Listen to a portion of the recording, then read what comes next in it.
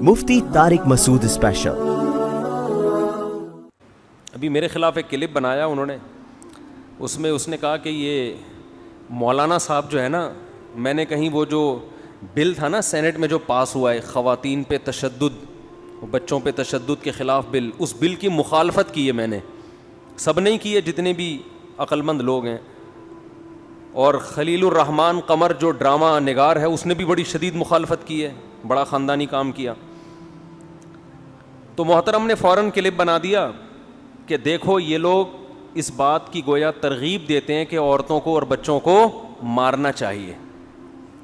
اور اے بھائی، کسی بل کی مخالفت کا مطلب یہ نہیں ہوتا کہ اس بل میں ہر شک کے ہم خلاف ہیں، اور ہم لوگوں کو ترغیب دے رہے ہیں کہ اس کی مخالفت کرنے کا مطلب ہے کہ اس کے الٹ چلنا شروع ہو جاؤ ٹھیک ہے نا، اس کے الٹ چلنا شروع ہو جاؤ۔ اسلام نے عورت پر ہاتھ اٹھانے کی 5 شرطوں میں اجازت دی ہے۔ دوسری بات یہ کہ جب آپ قرآن کی آیت اجازت دی ہے، ترغیب نہیں دی ہے، وہ بہت کم صورتوں میں۔ ترغیب کس بات کی دی ہے؟ جو نبی صلی اللہ علیہ وسلم نے اپنے عمل سے 9 بیویاں رکھی ہیں، زندگی میں کبھی کسی ایک پر بھی ہاتھ نہیں اٹھایا، حتیٰ کہ حضرت عائشہ فرماتی ہیں کسی عورت پہ، کسی خادم پہ بھی زندگی میں کبھی ہاتھ نہیں اٹھایا۔ یہ ترغیب ہے۔ یہ کیا ہے؟ یہ کوئی گورا کر کے دکھائے، کوئی ایتھیس کر کے دکھائے۔ بتایا ہے کہ لائف اسٹائل یہ ہونا چاہیے۔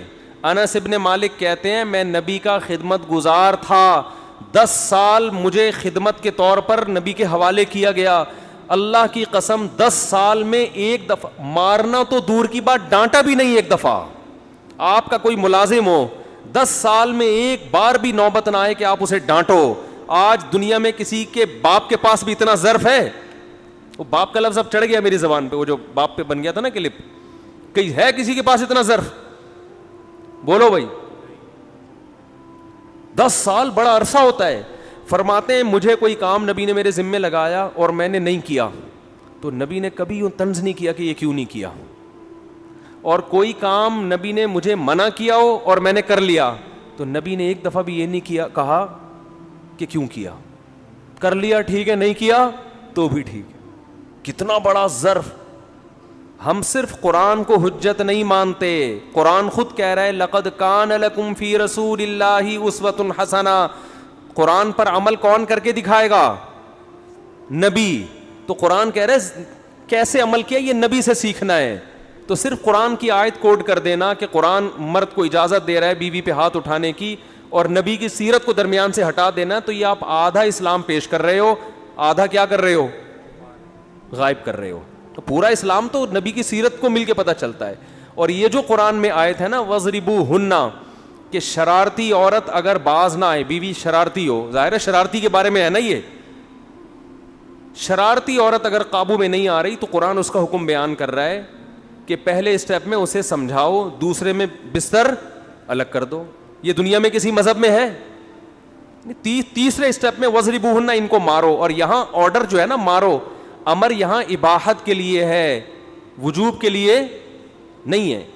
یعنی امر کا جو صیغہ ہے نا، صیغہ تو آرڈر کا ہے کہ کرو یہ کام، لیکن جو عربی گرامر جانتے ہیں انہیں پتہ ہے کہ قرآن میں بہت سارے آرڈر اجازت کے معنی میں استعمال ہوئے ہیں۔ جیسے قرآن میں آتا ہے وَإِذَا حَلَلْتُمْ فَاصْطَادُوا، اے ایمان والو جب تم احرام کی حالت میں ہو تو شکار مت کرو، جب احرام سے نکل آؤ تو شکار کرو۔ تو آپ نے کبھی حاجیوں کو دیکھا احرام سے نکلتے ہی توپیں ہاتھ میں بندوقیں لے کے جنگل چلے جاتے ہوں؟ نہیں آ رہی بات؟ کبھی دیکھا آپ نے حاجیوں کو؟ اب آپ کے حاجی صاحب ہیں، وسیم بھائی حج کرنے کے لیے گئے۔ وسیم بھائی کہاں گئے؟ حج کر۔ فون کر کے پوچھا آپ نے، بھائی وہ میں بھائی ابھی عرفہ کے میدان میں ہوں، احرام میں ہوں، حج کر رہا ہوں میں، اور اللہ کا شکر ہے بالآخر میں رمی کر کے احرام سے، وہ عرفہ کے میرا حج پورا ہو گیا، اب میں احرام سے میں نے قربانی کر لی ہے، اب میں سر منڈا رہا ہوں اور احرام سے نکل رہا ہوں۔ اب وہ احرام سے نکلے، اس کے بعد طواف زیارت کے لیے انہوں نے ارادہ کیا چلو اپنے ہوٹل میں چلتے ہیں، آرام کرتے ہیں، اب ہم طواف کریں گے۔ اب آپ قرآن پڑھنا جانتے تھے نا، آپ کو کیا آتا ہے؟ قرآن۔ آپ نے جناب فون کر کے کہا کہ حضرت احرام سے باہر نکل آئے؟ اس نے کہا الحمدللہ، سر منڈا لیا میں نے، احرام سے باہر آ گیا ہوں۔ کیا کر رہے ہیں بھائی؟ اب میں طواف زیارت کی تیاری کر رہا ہوں, اس کے بعد بھائی پھر میں گھر جاؤں گا. نہیں, قرآن کہہ رہا ہے وَإِذَا حَلَلْتُمْ, جب تم احرام سے باہر نکل آؤ, فاصطادوا, تو شکار کرو. کیا کرو؟ شکار کرو. سمجھ رہے ہو؟ لہذا ایک بندوق میں بھجوا رہا ہوں, جیسے ہی وہ آپ کو ملے, یا وہاں تو اجازت نہیں ہے بندوقوں کی, غلیل سے کرو. قرآن نے یہ تو نہیں کہا نا بندوق سے کرو, غلیل سے بھی ہو سکتا ہے. آج تک کسی حاجی کو دیکھا حج کے بعد کیا کر رہا ہے؟ شکار کرتے ہوئے. کیا پوری امت کا اجماع ہے؟ صیغہ آرڈر کا ہے, مگر یہاں آرڈر اجازت دینے کے لیے ہے, لازم کرنے کے لیے. مطلب یہ کہ اب اگر تم شکار کرنا چاہو تو الاؤڈ ہے. جو پابندی تھی وہ کیا ہو گئی ہے؟ ختم. یہ پابندی کے خاتمے کو بیان کرنے کے لیے ہے. قرآن میں آتا ہے اے ایمان والو, اذا نودی للصلاۃ من یوم الجمعۃ فاسعوا الی ذکر اللہ, جب جمعے کی اذان ہو جائے تو تجارت چھوڑ دو, کاروبار بند کر دو, اور کہاں؟ اللہ کے ذکر کی طرف دوڑو, مسجد میں آؤ. یہاں بھی دوڑو کا مطلب یہ نہیں کہ ریسنگ لگانا شروع کر دو. محاورے قرآن وہی استعمال کرے گا نا جو عرف میں رائج ہیں. دوڑ کا مطلب سارے کام چھوڑ کے کہاں جاؤ؟ مسجد میں. ہاں, جانا اسپیڈ سے نہیں, آرام آرام سے جانا ہے, لیکن دوڑ کا مطلب باقی سب کام چھوڑ دو. آگے کیا آ رہا ہے؟ فَإِذَا قُضِيَتِ الصَّلَاةُ فَانتَشِرُوا فِي الْأَرْضِ وَابْتَغُوا مِنْ فَضْلِ اللَّهِ, جب نماز ختم ہو جائے تو زمین میں پھیل جاؤ اور اللہ کی روزی کو تلاش کرو. اب یہاں کیا ہے؟ آپ جمعے کی اذان ہوئی, آپ چل چل کے جا رہے ہیں, پیچھے سے مولوی صاحب نے ہنٹر مارا کھینچ کے آپ کو کہ قرآن کیا کہہ رہا ہے؟ دوڑو. ڈکشنری میں تو سعی کا مطلب دوڑ ہی ہے.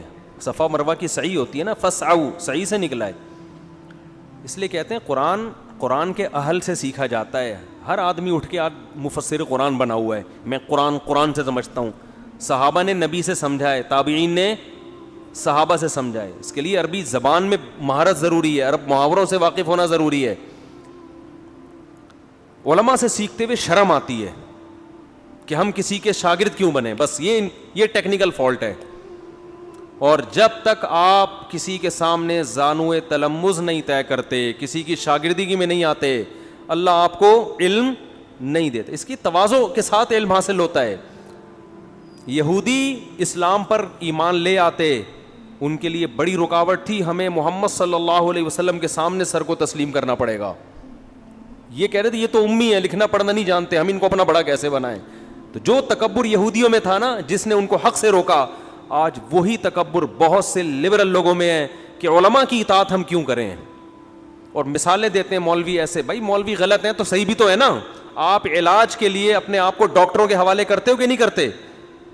تو ڈاکٹروں میں 2 نمبر بھی ہیں, لیکن 1 نمبر بھی تو ہے نا. یا خود ہی پیٹ کاٹ کے اپنی سلائی ولائی کر کے گردے کی پتھری نکال لیتے ہو, تو وہاں تو شرم, وہاں تو آپ کو کبر محسوس نہیں ہوتا, وہاں مان لیتے ہو بھائی انہیں آتا ہے ہمیں نہیں آتا. تو علماء کے بارے میں کیا ہوتا ہے یہ مانتے ہوئے کہ بھائی ان کو آتا ہے ہمیں نہیں آتا. ہاں, علماء میں پھر یہ ہے کہ حق پرست کون ہے اور باطل کون ہے. تو قرآن کیا کہہ رہا ہے کہ اللہ کے ذکر کی طرف دوڑو. مولوی صاحب نے ڈنڈا مارا, دوڑ کیوں نہیں رہا؟ قرآن کیا کہہ رہا ہے؟ آیت نمبر بھی پیش کر دی, سورہ جمعہ, سورت کا حوالہ بھی دے دیا. اسے کہا جائے گا بھائی یہ محاورہ ہے, دوڑو کا مطلب سارے کام چھوڑ دو, بھائی یہی کر رہے ہیں. پھر جیسے ہی نماز ختم ہوئی آپ نے کہا چلو یار جا کے کھانا کھاتے ہیں, آج لیٹ ہو گئے, کھانا کھا کے لمبے ہو جائیں گے, تھوڑا سوئیں گے, آرام کریں گے, دن بھر کے تھکے ہوئے ہیں. پیچھے پھر مولوی صاحب نے ڈنڈا مارا آپ کو. قرآن تو کہہ رہا ہے فانتشروا فی الارض, زمین میں پھیل جاؤ, وابتغوا من فضل اللہ, اور اللہ کی روزی کو تلاش کرو. ٹھیلا لگا جا کے, جاب, وہ کہہ رہا ہے آفس بند ہو گیا, کوئی بات نہیں, قرآن کہہ رہا ہے پیسہ کمانا ہے. تو یہ بھی تو آرڈر کا صیغہ ہے نا. تو یہاں بھی تمام علماء کا اتفاق ہے کہ صیغے کا عنوان آرڈر کا ہے, لیکن مراد آرڈر نہیں ہے بلکہ اجازت ہے. تمہیں پرمیشن ہے کہ جو جمعے کی نماز سے پہلے پابندی لگی تھی اب وہ پابندی تم پر اٹھ گئی ہے. جمعے کی نماز سے پہلے بزنس حلال نہیں تھا, اب وہ ناجائز ہو گیا تھا, اب وہ ناجائز ہونے کی پابندی کیا ہو گئی ہے؟ بولو اٹھ گئی ہے. تو یہاں بھی قرآن جو کہہ رہا ہے نا کہ زوجہ کو سمجھاؤ, بستر الگ کر دو, پھر بھی باز نہ آئے تو مارو, تو پوری امت کا اتفاق ہے کہ یہ جو مارو کا لفظ ہے یہ آرڈر کے لیے نہیں ہے, پرمیشن ہے, اجازت ہے, کہ شدید مجبوری میں گھر کو ٹوٹنے سے بچانے کے لیے ہاتھ اٹھانے کی اجازت, ترغیب نہیں ہے, اجازت ہے. اور وہ مخصوص صورتوں میں اجازت ہے. اس میں حکمتیں کیا ہیں اس پر میں کئی دفعہ بیان کر چکا ہوں, دوبارہ نہیں چھیڑوں گا اس ٹاپک کو میں. لیکن نارملی یہ کوئی پسندیدہ کام نہیں ہے. نبی نے 9 زوجات کو رکھ کے ایک پہ بھی نہیں کبھی ہاتھ اٹھایا.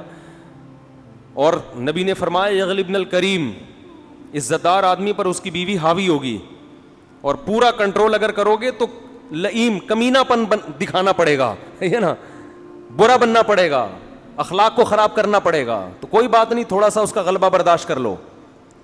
سمجھتے نہیں ہو میرا خیال ہے. تو اب وہ کیا کرتے ہیں, یہ جو ایتھیس لوگ ہیں, ادھر سے بیان اٹھایا ادھر سے اٹھایا, ملغوبہ لگا کے اسلام کے خلاف ایک پروپیگنڈا شروع کر دیتے ہیں. تو میرے خلاف وہ پروپیگنڈا کیا ایک مشہور ملحد نے کہ یہ خواتین پہ ہاتھ اٹھانے کی ترغیبات دیتے ہیں اور یوں کرتے ہیں اور ایسے کرتے ہیں, اور ٹویٹ بھی میری غلط, لیکن چلو اچھی بات ہے, ان کو جب بتایا تو انہوں نے وہ ریموو کر دیا بیان. یہ ایک اچھا کام کیا. لاؤ جلدی سے سوال دو بھائی. آپ نے ایک انٹرویو میں کہا کہ آپ اپنی بیویوں سے ڈرتے ہیں. بیویوں سے ڈرنے کا کیا مطلب ہے؟ کیا ان کے غلط بات کو بھی نظر انداز کیا جائے, مان لیا جائے؟ اس کی وضاحت فرما دیں. میں نے اپنی بیوی کے ساتھ نرمی کا معاملہ کیا تو اب اس کی حالت یہ کہ ہر معاملے میں ضد اور جھگڑا کرنے لگتی ہے. معاملہ ہماری علیحدگی تک آ پہنچا ہے. اتنی نرمی نہیں کرو نا کہ معاملہ علیحدگی تک آ پہنچے, تو پھر دوسرا آپشن بھی ہے نا, ٹھیک ہے نا. اعتدال ہونا چاہیے. باقی ہم نے جو انٹرویو میں کہا کہ بیوی ڈرتے ہیں, وجہ اس کی ہے کہ وہ ہمارے گھر والے بھی انٹرویو سنتے ہیں. یہاں میں بولتا ہوں کوئی نہیں ڈرتا, دیکھتے ہیں بیان نہیں سنتے ہمارے گھر والے. کون ڈرتا ہے بھائی؟ وہ مجھ سے پوچھا تھا کون سی گھر والے کھانا اچھا پکاتے ہیں, تو یہ میں نہیں بتا سکتا تھا, یہ میں نہیں بتا سکتا. یہ بہت بڑا سنبھالنا میرے لیے مشکل کام ہو جاتا ہے اس میں. ہاں تو یہ تو ڈرتے ہیں نا, بتائیں گے تو پھر ساری زندگی اس کو اس کا مطلب بیان کرنا پڑے گا. یہ اصل میں ایکچولی اس کا مطلب یہ تھا. تو میں نے, وہ گھر والوں نے پوچھا کہ وہ انٹرویو لینے والوں نے آپ سے یہ پوچھا کہ کھانا کون اچھا پکاتے ہیں, یہ کیوں پوچھا؟ میں نے کہا پاگل ہے. صحیح ہے, میں نے کیا کہا؟ پاگل ہے. کچھ بھی پوچھ سکتے ہیں بھائی, وہ تو ہم تو یہ دیکھیں گے ہم نے کیا بولنا ہے. ان کا تو مرضی جو مرضی پوچھیں. اور 4 ایکٹروں کے نام لے کے مجھ سے پوچھ رہی ہیں کہ ان میں سے کس سے, مجھے تو پتہ ہی نہیں تھا ان ایکٹروں کے بارے میں. اچھا بھائی, تو اعتدال والی راہ اختیار کریں. مفتی صاحب مجھے پہلے بتا دیتی نا 4 کا نام لے کے ہم آپ سے یہ سارے فی البدیہی سوال تھے, کوئی تیاری نہیں تھی ان کی. جتنے سوال پوچھے گئے ہیں یہ ایک دم پوچھے ہیں, اور مجھ پہلے نہیں بتایا گیا تھا یہ سوال. اگر ہوتا تو میں شاید کوئی اور خاندانی سے جواب نکال کے لاتا. یہ ٹی وی اینکر پھنسانے کی کوشش کرتے ہیں بندے کو, ٹھیک ہے. مفتی صاحب میرا جیز کیش اکاؤنٹ ہے, تو جیز والے کبھی 50 روپے دے دیتے ہیں یا 30 روپے, یہ سود میں تو شامل نہیں؟ سود میں شامل ہے. اکاؤنٹ کھلوا لیا آپ نے, فری پھوکٹ کی آپ کو کالیں مل رہی ہیں, اور جب پیسے نکلوانا چاہو پورے پیسے مل جائیں گے. تو یہ اضافی کیا ہے؟ یہ پھر سود ہے. میری عمر 18 سال ہے. میری امی نے جو میرے لیے لڑکی پسند کی ہے اس کی عمر 10 سال ہے. اوہو, لیکن مجھے ابھی شادی کرنی ہے اور امی بول رہی ہیں اس کا انتظار کرو. میں انتظار نہیں کر سکتا. ایک ابھی کر لو, جب یہ بالغ ہو جائے گی پھر اس سے بھی کر لینا. بھائی 4 کا آپشن کا یہی مطلب ہے, امی کی مرضی سے بھی کر لو, ایک ویسے بھی کر لو. مفتی صاحب آپ نے جمعے کے بیان میں کہا کہ کزن, یہ کیا لکھا ہے, کرن ناز کو فون کر کے شکریہ ادا کیا. کافی لوگ اعتراض کر رہے ہیں کہ نامحرم کو فون کر کے شکریہ ادا کر سکتے ہیں. یہ کون سی حدیث میں آیا ہے کہ صرف محرم ہی کا شکریہ ادا کرنا, نامحرم کا شکریہ ادا کرنا اسلام میں جائز؟ یہ کون سی حدیث ہے؟ حوالہ چاہیے اس کا. اس پر میں نے بیان ریکارڈ کروایا, جو انٹرویو پہ لوگ اعتراضات کر رہے ہیں نا, میرے چینل پہ گیا ہے. یہ میرے چینل پہ یہ اعتراض کہ میرے ٹی وی والوں نے مجھے کہا تھا آپ کے سامنے بیٹھ کے. میں نے کہا میں کسی خاتون کے سامنے بیٹھ کے انٹرویو نہیں دوں گا, اور میں دیتا بھی نہیں. کئی سال سے میرا معمول ہے, وہاں جا کے میرے لیے نشستیں تبدیل کی جاتی ہیں. اسٹوڈیو پہنچنے کے بعد مجھے پیچھے الگ بٹھایا جاتا ہے, آن لائن لیا جاتا ہے. تو اتنی احتیاط تو کر لی نا, اب اس سے زیادہ آدمی کیا احتیاط کرے. تو ہم نے اپنی بات بھی تو لوگوں تک پہنچانی ہے نا. اگر میں یہ پابندیاں لگاؤں گا تو میں جو میسج سما ٹی وی کے ذریعے لاکھوں کروڑوں لوگوں تک گیا, وہ میسج تو وہ نہیں جا سکتا تھا لوگوں کے سامنے. تو اب اس کے لیے ٹی وی ہمارے کنٹرول میں ہوتا تو کسی مونچھوں والے آدمی کو ہم بٹھا دیتے اس میں. ہمارے کنٹرول میں تھوڑی ہے. تو جن کا ٹی وی ہے وہ تو ان پہ اعتراض بنتا ہے, ٹھیک ہے نا. تو ہم تو اپنی بات کو دنیا تک پہنچانے کے لیے ہم نے یہ ایک چینل ہمیں ملا تو وہ ہم نے اختیار کیا. جو میرے سے احتیاطیں ہو سکتی تھیں وہ میں نے کی ہیں. اس میں نے پورا کلپ ریکارڈ کروایا, وہ سن لیں. مفتی صاحب آپ کے چینل پر اسنیک ویڈیو, ٹک ٹاک ایڈز, یہ ایڈ کی کے بارے میں کئی دفعہ بیان کر چکا ہوں, ایک ہی سوال بار بار نہ پوچھا کریں. یہ ایڈمن کا کام ہے, یہ چینل بنایا بھی اسی نے, سارا سیٹ اپ بھی انہی کے پاس ہے. ایسے دو چینل چلتے نہیں ہیں. اس کا میں کئی دفعہ جواب دے چکا ہوں, اب ایک سوال کو بار بار نہیں پوچھنا چاہیے. کیا یزید پر لعنت کرنی چاہیے؟ چھوڑو ان مسائل کو. سمجھ رہے ہو؟ دیکھو لیڈر کی دو قسمیں ہوتی ہیں. ایک وہ جو قوم جدھر کو جا رہی ہے وہ ان کے آگے جا کے چلنا شروع ہو جائے. ایک وہ ہوتا ہے جو قوم کو صحیح سمت میں لے کے جائے. یزید نہ ہمارے ایمان کا حصہ ہے, نہ اس کے بارے میں قیامت میں ہم سے سوال ہوگا. ان مسائل کو عوام کے یہ ٹاپک ہیں, بہت مزہ آتا ہے عوام کو ان مسائل میں. میں کچھ بیان ریکارڈ کروں, اچھا میں نے یزید کو جنتی نہیں کہا, یہ میں پہلے بتا دوں. میرے بارے میں شیعوں کے چینل سے غلط پوسٹیں چلی ہیں میرے حوالے سے کہ مفتی صاحب نے یزید کو جنتی کہا ہے اور رحمۃ اللہ علیہ کا. میں نے ایسا کچھ بھی نہیں کہا. غلط پوسٹیں, فیک پوسٹیں چلائی گئی ہیں میرے نام سے. باقی مسائل کیا ہیں؟ اپنی عملی زندگی کو فوکس کرو میرے بھائی. ماں باپ کے حقوق ہیں آپ کے اوپر, بہن بھائیوں کے حقوق ہیں, نماز ہے, زکوٰۃ ہے, حج ہے, یتیموں کے ساتھ حسن سلوک ہے. ان مسائل کو فوکس کرو. یہ نہیں کہ کوئی بھی جو بھی مسئلہ لا کے آپ کے درمیان پھینک دے آپ اسی میں الجھنا شروع ہو جاؤ. تو من حسن اسلام المرء ترکہ ما لا یعنی, نبی نے فرمایا انسان کے اسلام کی اچھائی میں سے یہ ہے کہ وہ لا یعنی باتوں کو چھوڑ دے. آپ کہہ سکتے ہو حضرت حسین پہ ظلم کیا, تو حضرت عثمان پہ بھی تو ظلم ہوا ہے. اب اس ظالم کا بھی نام تلاش کرو. اور بھی پیغمبروں کے قاتل دنیا سے گزرے ہیں, تاریخی کتابوں سے ان قاتلوں کے بھی. بھائی چھوڑ دو, یہ کام کس کا ہے؟ اللہ کا کام ہے. اگر ہماری گورنمنٹ ہوتی تو ہم قصاص لے لیتے, قاتلوں کو پکڑتے. ہماری حکومت نہیں ہے, اس بارے میں ہم سے سوال نہیں ہوگا. سمجھتے ہو؟ تو عمل کو فوکس کرو, عمل کو, لا یعنی چیزوں میں اپنے ٹائم کو ضائع مت کرو. آپ نے بیان میں کہا تھا جو قبر پر اذان دینا بدعت ہے. میں نے ایک مولانا صاحب سے سنا کہ قبر پر کوئی قرآنی صورت نہیں پڑھنی چاہیے, تو قبر پہ قرآن پڑھنے کے لیے جانا بدعت عمل ہے. وہاں جا کے کچھ بھی پڑھ سکتے ہو, قرآن بھی پڑھ سکتے ہو. گئے آپ زیارت کے لیے قبروں کی, دعا کرنے کے لیے میت کی, تو وہاں جا کے کچھ بھی پڑھ لو. لیکن اسپیشل یہاں سے اس لیے جانا کہ ابا کی قبر پہ جا کے میں یہ والی صورت پڑھوں گا, یہ والی صورت پڑھوں گا, یہ صحابہ اسلاف میں کسی سے بھی ثابت نہیں ہے. حدیث میں آتا ہے کہ دینداری کو نکاح میں ترجیح دو. یہ معلوم کیسے ہوگا کہ لڑکی واقعی دیندار بھی ہے یا نہیں؟ کیا صرف نماز اور پردہ دیکھنا چاہیے؟